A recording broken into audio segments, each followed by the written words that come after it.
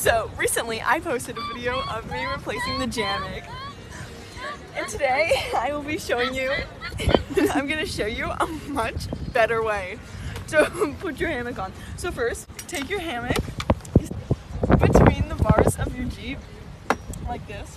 I know this makes Take the opposite strap and just clip onto it.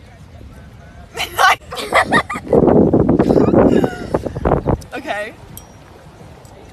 Now clip onto the other side. It is more complicated than it looks. And then it's all the way back. And then you can actually sit in it and swing. And there you go. You have a hammock in your Jeep.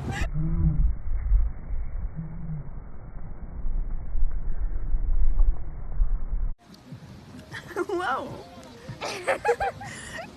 You jealous?